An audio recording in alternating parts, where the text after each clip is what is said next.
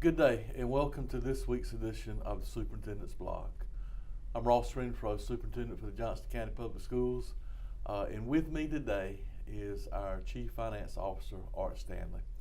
I was visiting out in the community a couple weeks ago, and one of our taxpayers and citizens said, "Why don't we ever see these other people that you work with?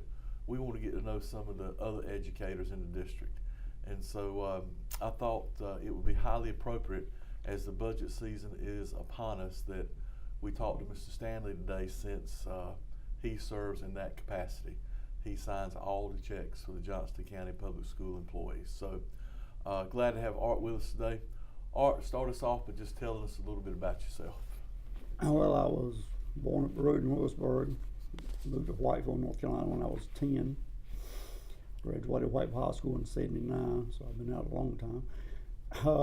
Went to Southeastern Community College for 2 years, and then went to Appalachian State, where I got my Bachelor's of Business Administration with emphasis in accounting.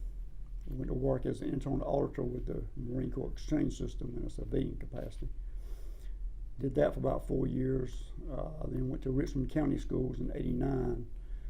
Stayed there 5 years and went to Wilson County for 13 years, and then came here in 2007. Wow. So a lot of our folks might be surprised at that, but you've never been a classroom teacher, right? That is correct. So you are strictly a finance person. Yes, sir. And how many years in finance altogether? Altogether, 27 years. Wow. I know you mentioned Appalachian State and Richmond County, Wilson County. What made you decide to come to the Johnston County Public School System? Well, when I was, I'd been in Wilson for 13 years and decided it might be time for a change. And I'd heard a lot of good things about Johnston County Public Schools, and realized it might be a place I'd want to come and retire. And after talking to Mr. Jones, who was the former Chief Financial Officer, I knew I'd get a chance to work with him for a year. So to me, that was a big plus, to get to work with someone of his caliber for a year. And then just the great people here in a place that I knew I could come and retire. Good, good. We appreciate you sharing that. Give the folks that are watching today some idea about what our budget is like for the Johnston County Public Schools in terms of federal, state, and local dollars. Its totals about $290 million, all three funds combined. The state is about $209 million. Local funds, which is what we get from county commissioners, along with fines and forfeitures and items like that, is about $64 million. The federal government is about $16 million, so it should total around $290 million that we've gotten so far this year. And what would be the biggest chunk of that money, the highest percentage? What does it go towards?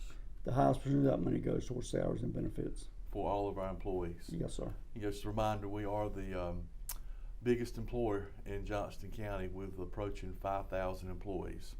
As I said earlier, we get ready to start the budget process for the spring, and we've been doing some legwork.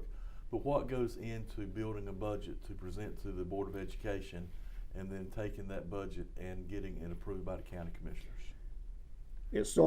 For us, it started in January when we sent information out to the principals. The information we get from them is how many teachers do you think you're going to need, or how many students do you think you're going to have at your school next year, which equates to how many teachers you may have to have, which our Chief Personnel Officer, Brian Vetrano, figures that part out for them. They also tell us what their facility needs are going to be. Do they have classrooms that may need painting, carpet, tile? Does a roof need repairing? Or whatever repairs may need to take place in a classroom. And that information goes at this time to the Chief Operating Officer. They will disseminate that information and let you know what the needs are, and then that is what gets built into the budget.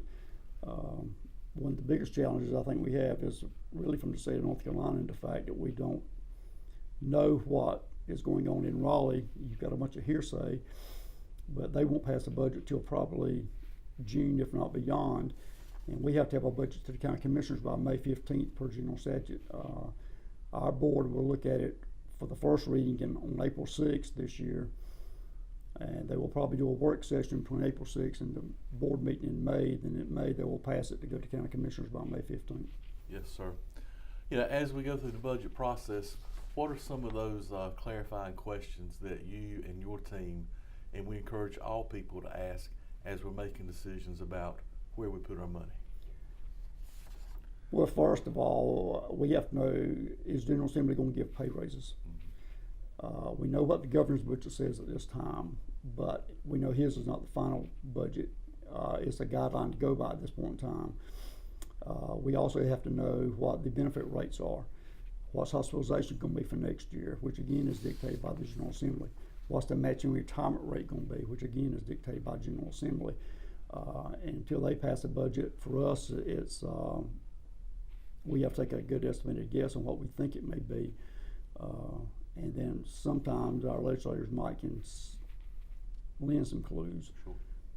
This year, we also confronted with classroom size being changed in K3, and what's that going to do to us, which again is an unknown at this point in time.